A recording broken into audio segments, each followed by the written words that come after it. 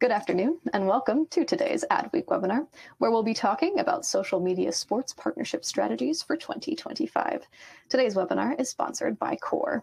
I'm Danielle Moore, Senior Manager here with Adweek's Content Studio, and I'll be your host. Before we get started, just want to take a few minutes to make sure everyone knows what to expect from today's event and is familiar with the features of our platform here. Today's presentation should go somewhere in the 25 to 30 minute range, after which we'll have time for audience Q&A. So if at any point you have a question for one of our speakers, just use that Q&A tool right beneath the video window on your screen. We'll get to as many questions as we can at the end of the presentation. Also, definitely not too late to invite your colleagues to join us today. About 15 minutes ago, you should have received a final reminder email from us. And in there, you can find a link to the webinar registration page you can share with your colleagues. Still plenty of time for them to join us live today, but do know that if they can't, today's webinar is being recorded. They can always catch that on-demand version. In fact, that on-demand recording is going to be available to all registrants, and we'll be emailing you a link to that later today when it's live around 3:30 Eastern or so. And if you would like a copy of today's slides, you can find those in the event resources area right beneath the video window on your screen as well. As always, if you enjoyed today's webinar, definitely check out the full Adweek webinars calendar at adweek.com/webinars, also linked below. And also in that event resources area, you can find a link to Adweek's resource library where we have new guides, white papers, and other resources updated regularly. So be sure to check all of that out. All right, now let me introduce you to today's speakers. We're very happy to be joined by Pete Abels, Director of Brands at Core.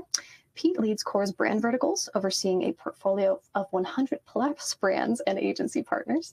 With a background at Wasserman, he adds strategic valuation and consulting expertise, having led the valuation of marquee player assets across top North American professional leagues. We're also pleased to welcome Daniel Foltz, partnership strategy and data analyst at Core. Daniel combines a passion for data-driven strategy alongside his strong sponsorship background, shaping partnerships and analytics for top sports organizations.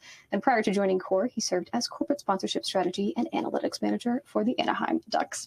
All right, we've got a lot of great content to dive into today. So without further ado, let me bring our speakers up on screen here to get us started. Welcome, Pete and Daniel. Thank you so much for joining us today. I'll pass it over to you. Awesome. Thanks, Danielle, and thanks everyone for joining Core and Adweek today. We are excited to share our insights into recapping social sports sponsorships strategies in 2024 and what to expect heading into 2025. Many of you may or may not be familiar with Core, or may have recently come to know us in the last week after being acquired by 2Circles. We are a software company of roughly 200 employees working with some of the largest brands, teams, leagues, and agencies across the world, who manage over $5 billion in sponsorship spend within our solutions. In 2022, we acquired Hookit, a social media sponsorship valuation company, tracking over 500,000 entities across our sport and entertainment graph, which is equating to $12.4 billion in annual sponsorship value measured.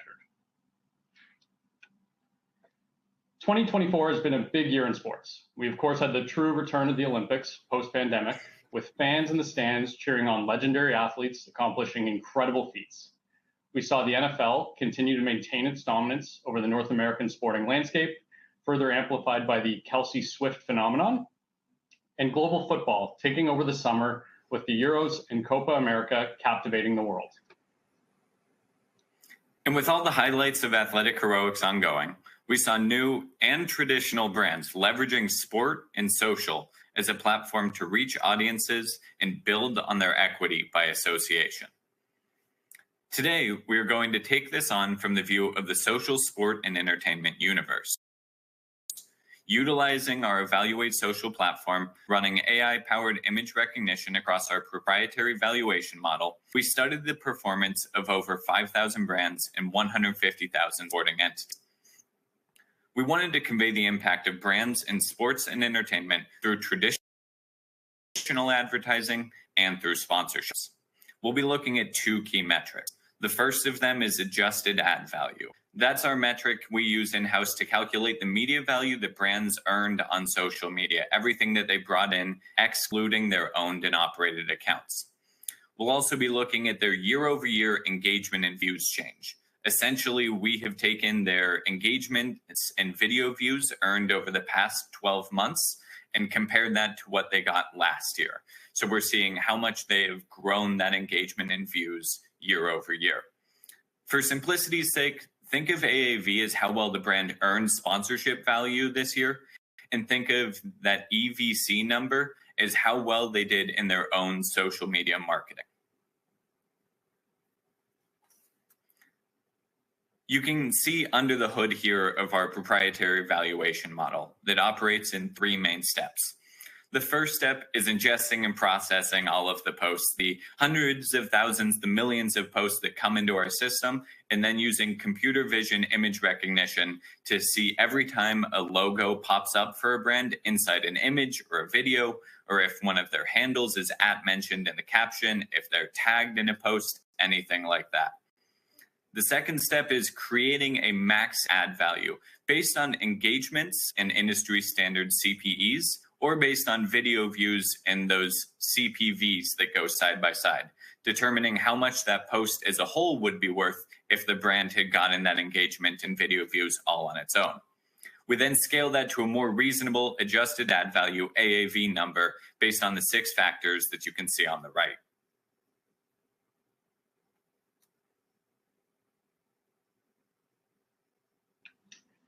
The days of simply looking at impressions and eyeball reach are long gone. As Daniel described in our methodology slide, engagements are the current measure for tangible return on social. The difference now is how the world is viewing engagements. Platform-specific messaging, post type, and creative content are ways brands are drilling in to maximize engagement value. Let's take a look at these 2 posts, for example. On the right, you have a static image, clear brand logo in the content, and mention in the post copy, leveraging a fan giveaway to drive reaction. In a very simple way, it checks the boxes of what brands, teams, and athletes have been doing for the last decade to drive social performance. Alternatively, in DraftKings' recent ad campaign with LeBron and Kevin Hart, they created funny and engaging content and leveraged global star power to expand their reach. In a 24-month period where it feels like every third ad is coming from a sports book, this content almost distracts you from what they're trying to sell you. These factors help drive over 14 million video views and nearly $325,000 in social value. The social data here confirms that Daniel Jones is, as usual, low scoring. For those of you who joined us on previous webinars, you'll recall the changing social post type landscape we've experienced in the last few years. With the rise of short vertical videos on TikTok and other platforms like YouTube and Instagram, mimicking with shorts and reels respectively, video continues to be a growing trend. No better way can this be shown than looking at the month-long periods of the Paris Olympics, Tokyo Olympics, and the 2024 NFL playoffs. Even with the content restrictions of the IOC, video views increased by 740% in 2024 compared to the 2020 games. That's 11 times higher than the increase of engagements, and nearly 10 times the total number of engagements, showing a massive change in how fans consume content. If you are a brand in sports not leveraging short-form video, you're falling behind.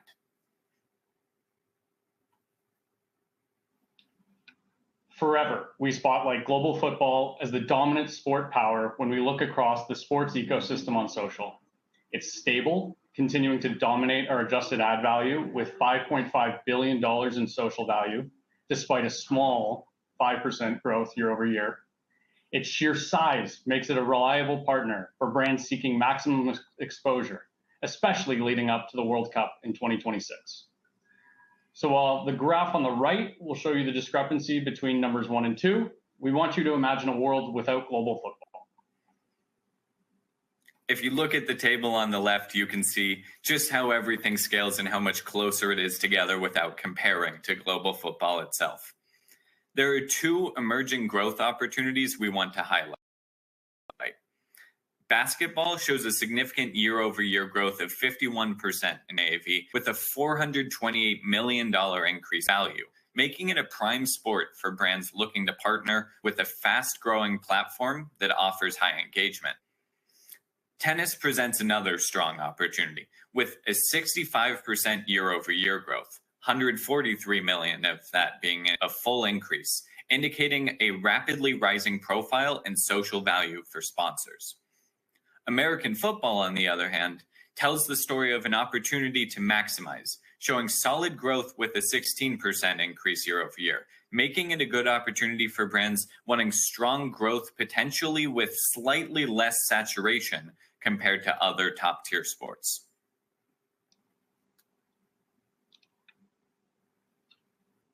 Taking an alternative viewpoint from value driver to value receiver, we'll dive into the value being received by the brand sector.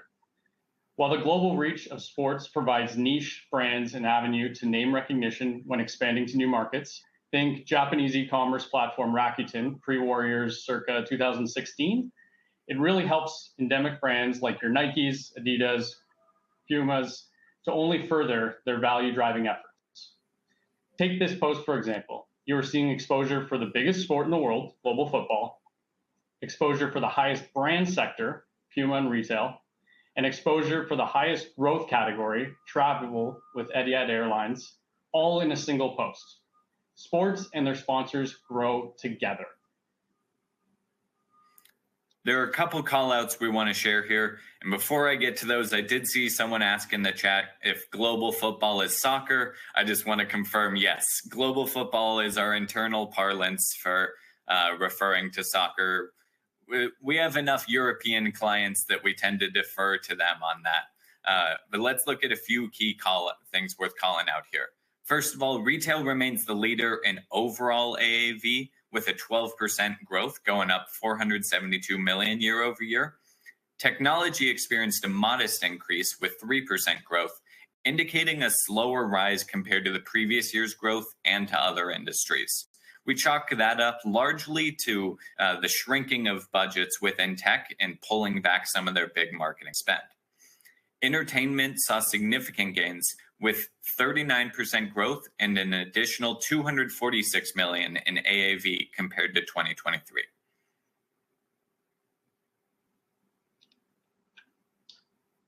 For those value drivers, the athletes, teams, leagues, sport organizations, influencers, and event promoters, the breakdown of value remains consistent year over year. In both 2023 and 2024, teams have continued to generate the highest share of adjusted ad value at nearly 1/3. It shouldn't be a surprise with the highlights, news, campaigns, and promotions teams will put out on a daily basis. Similar to teams, sport organizations and leagues saw a rise in value by 3% year over year. Content featuring big moments or the collaboration of several players on opposing teams, where players can express their human side, continues to be highly valuable. Alternatively, athletes saw a decrease relative to 2023 due to the move of Messi, as well as our analysis window picking up the Winter World Cup in 2022. Likewise, entertainers, influencers, and content creators all experienced declines. This could be a signal for the start of a shift in value drivers as brands look at niche, lower followed influencers to reach a more targeted audience for their product, or those influencers themselves have actually gone out and created their own brands. Next, we'll double click into a couple industries where we found some more unique stories. First off, healthcare. Traditionally here, you would find brands aligning with training camp, practice facilities, or injury reports. How about one whose namesake is the team? Bayer Leverkusen won the 2024 Bundesliga title, and their social value surged by nearly 25 million or 300% year over year. There are important lessons for brands and rights holders to learn here. On a purely diagnostic basis, this shows just how impactful team success is on sponsorship. Brand marketers have to understand and accept how unpredictable sponsorship ROI can be. There is also a stepping stone here to the larger message of viewing team sponsorships as part of a marketing platform, not just an advertising deal. Wrexham Football Club, acquired in 2020 by Rob McElhenney and Ryan Reynolds, is a great example of this. They've leveraged the growing visibility of the team to become a sponsorship powerhouse, punching above their place low in the English football pyramid. We're not saying every brand should buy their own sports teams, but it sure is a great way to establish instant brand authenticity in sport. Whoop is another fascinating one. I know what you're thinking here. only $4.2 million of AAV. Big whoop. But Whoop has been very successful in the past year. They've partnered with some of the world's most high-profile elite athletes to tell their story on how science is helping them stay on top of their respective sports. The company recorded a whopping 295% increase in adjusted ad value, leveraging a 1.1% engagement rate and showcasing an effective balance between owned and earned channels. Whoop is riding the wave of self-care messaging to appeal to health-focused consumers. Lastly here, a shout out to the team at Invisalign. They've maintained a hugely impressive 58% promotional quality score. People explain just how they achieve it. Let's use this post, for example. Invisalign leverages their reliable partner relationships, like the one they have with the NFL, to showcase logo placement in the content and deliberate promotion in the text. They use sponsorships to get their message out, helping to overcome the relatively low engagement rate of less than 0.1% on their own platforms. The only thing missing from this fan-centric post is Allen and Pringle showing their teeth.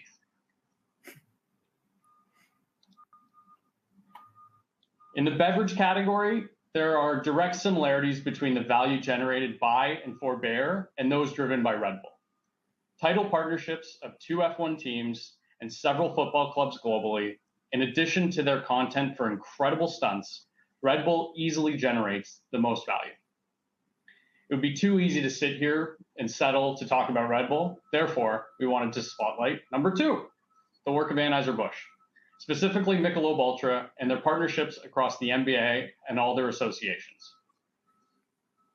New large-scale deals between AB and the NBA and WNBA resulted in a bolstered presence at marquee events, providing Michelob Ultra numerous opportunities to connect with basketball fans globally. Highlights of this partnership on social worth noting.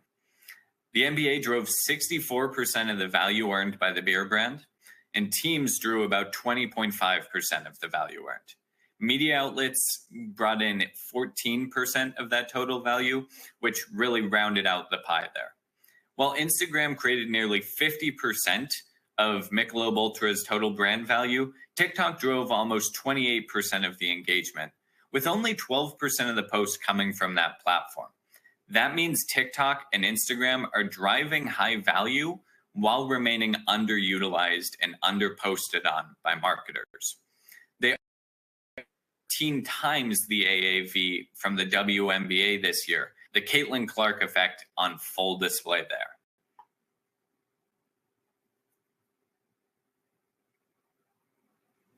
Just looking at the questions there, do we want to jump back up, Daniel, and just kind of go over the methodology on AAV again?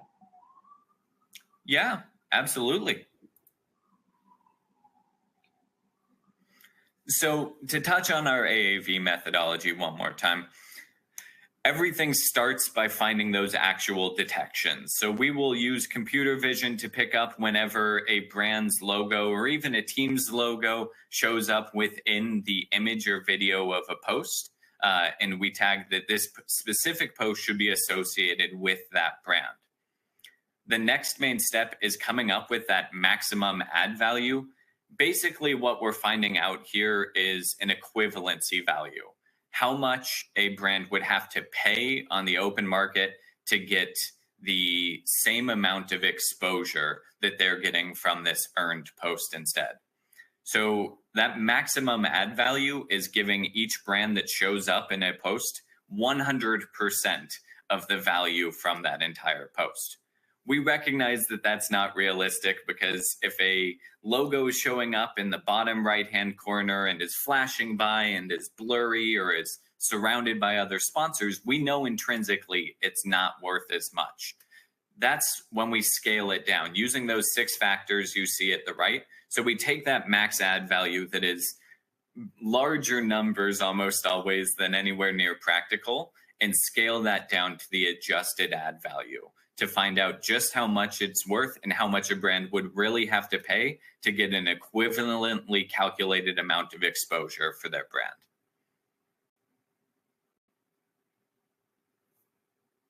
Sweet. Thank you. we will jump back in and get to telecom. So as we praise brands for being agile in ways to capitalize on moments and tailor platform content to the social masses, there are easily negative impacts to dropping sponsorships. Perhaps none more notable than Three, the UK telecom who experienced a significant drop in year-over-year engagement and views in the wake of sponsorship changes. In 2023, Three UK was the principal shirt sponsor for Chelsea's men's and women's teams. However, this partnership ended after the 22-23 season when Chelsea replaced Three with an, albeit brief, new kit sponsor amidst reports the club was seeking a more lucrative principal partner, knocking the company from their highly visible sponsorship asset. The timing coincided with Three finding themselves in the UK's regulator purgatory in their $19 billion merger with Vodafone. The deal was seen as crucial for the company to counter financial difficulties and market competition, and they hit roadblock after roadblock before finally the deal being completed this year. We can speculate this may have been why Chelsea went to market to seek more, and can confirm that this was the biggest driver between their 92% drop in adjusted ad value on social. You'll see that in bright red over on the right. The irony in all of this is that Chelsea's front of kit for both the men's and women's teams continues to appear noticeably empty to start the season, a rarity in the Premier League. This is an extremely prominent example of a team choosing to maintain pricing integrity for a marquee asset. They certainly could have sold the jersey at a discount, but chose not to. We see this regularly in the US with the rapid saturation of uniform branding. NHL, NBA, and MLB jersey patches, NHL and MLB helmet branding, and with NFL jersey patches likely on the way, it shows no signs of stopping. Rights holders who are here, we encourage you not to fall for the trap of easy money and instead stick to the prices you and the experts know are right.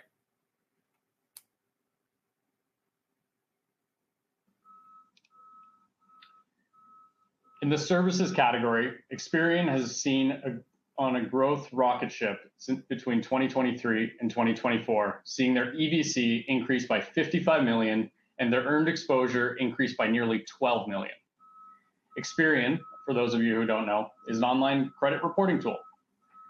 I'm sure some of you can guess the marquee podcast the brand is latched onto if you haven't already got on ahead and read the copy. But if you haven't, and you are wondering where you heard their name recently, that is the perfect indication of a successful rollout, which they have done in aligning with the Kelsey Brothers' New Heights podcast. The Kelseys have done an incredible job at being genuine and authentic, whether they know it or not. Organic authenticity and natural engagement with audiences is what has been successful for the brothers and for Experian. Podcasts now go beyond audio and simple ad reads. Creators are leveraging their platforms and turning that on Instagram, TikTok, and YouTube primarily into visual content that can expand the reach of their entire podcast platform. A video watermark is an asset brands should capitalize on as it provides increased visibility in a subtle way, such as the Experian logo on the top right of the post here. Brands, if you're involved in any podcast sponsorship in 2025, you should be pushing those partners to be recording and releasing video content side by side. Now, let's take a step back to a broader industry view. From across the world, these 20 brands experienced more engagement and video view growth on their channels than any others. You'll likely notice here that the high engagement and view growth on the left often doesn't correlate with the growth in earned AAV on the far right.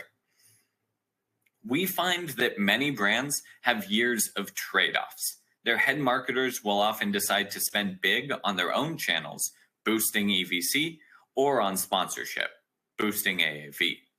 The brands that strike a balance between owned social media marketing and sponsorship are the brands most likely to succeed in this new era of consumption. Reese's is a great example of this balance, investing in endorsements with Dude Perfect, the WNBA star Angel Reese, several Olympians, and an NIL campaign with collegiate athletes with the name Reese, helping to grow their AAV. What sets them apart is how frequently they posted content from these deals on their main channels. Brands that invest in sponsorship need to create authenticity and not be afraid to include sponsoree content as part of their main social feeds.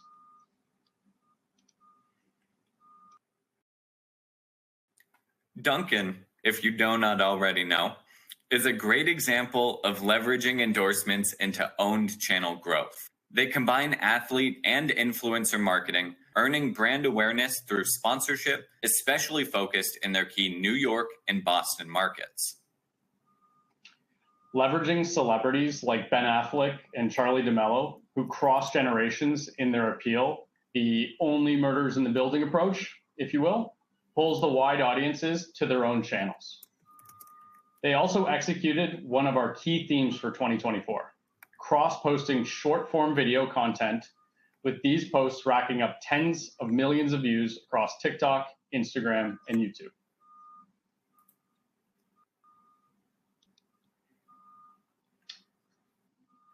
When looking at the full list of sponsorship leaders across 2023-24, you can see the true dominance of the retail giants, with Nike, Adidas, and Puma all in the top four. EA Sports, it's in the game, grew their AAV a huge 89% year over year, despite losing their long-term licensing deal with FIFA. The new EA Sports FC game actually features their own brand more prominently, increasing their visibility in earned posts about the game. They also took the money previously earmarked for FIFA and used it to buy the naming rights for La Liga, earning huge value from the 2023-24 Spanish soccer season. The long-awaited return of their college football video game series also brought extra consumer visibility to the brand. The post on the left from EA Sports features the big riser right below them, Google, who grew 75% in AAV year over year. Dedicated marketing campaigns around the Google Pixel and around their AI product Gemini took advantage of the Olympics to skyrocket brand value.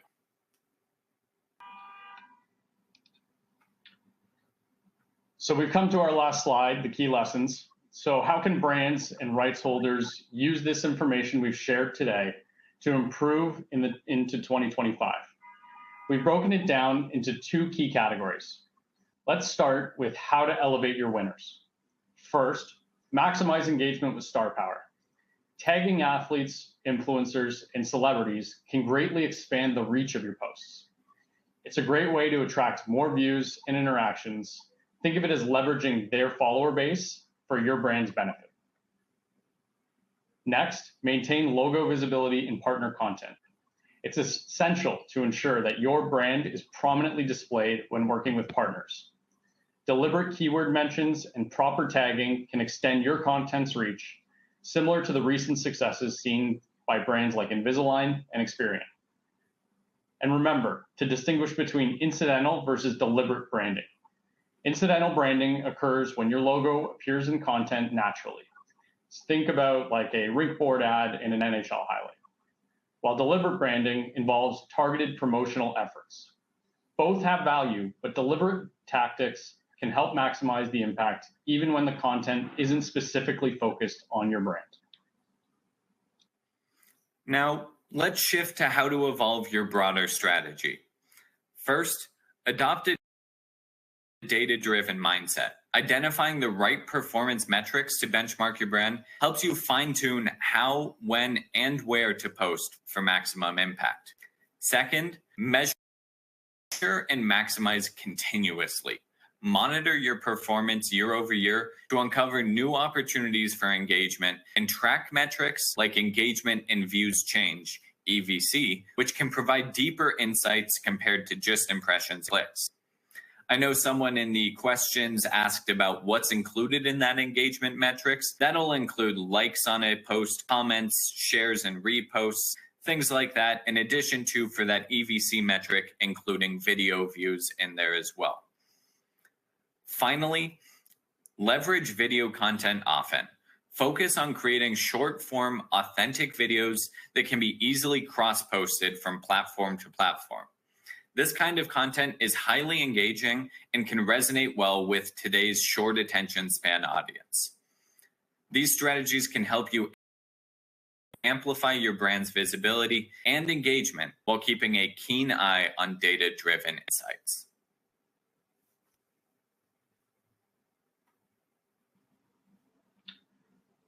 That concludes everything from us today. Danielle, I'll pass it back over to you and we can start fielding questions when they come in.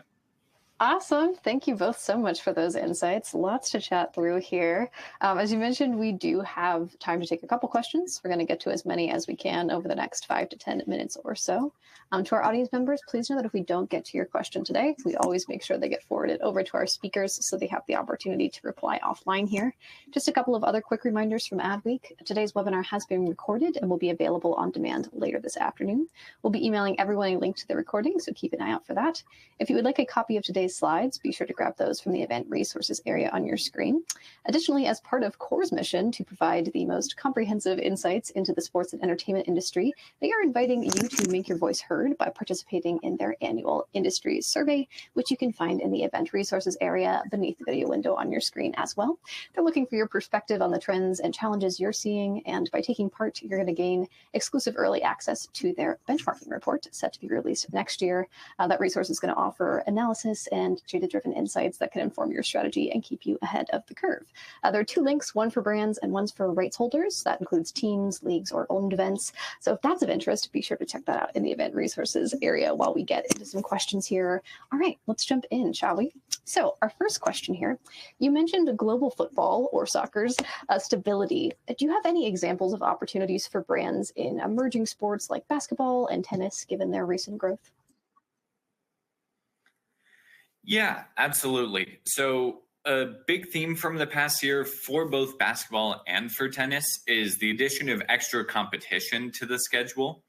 For example, the Emirates NBA Cup, new tennis tournaments across the Middle East, and Olympic competitions in both sports. Of those 2 sports, our favorite activations were the NBA in-season tournament naming rights for Emirates, which really helped boost their brand value. For a brand that so traditionally has been maximizing and focusing itself inside global football, it was great to see it really pop up as a major player within the US and within basketball. And then the second we'd highlight is the return of the Honeydeuce at the US Open, creating buzz for both Grey Goose and for the Open itself all over social media. Awesome. Love both of those examples. Thank you for that.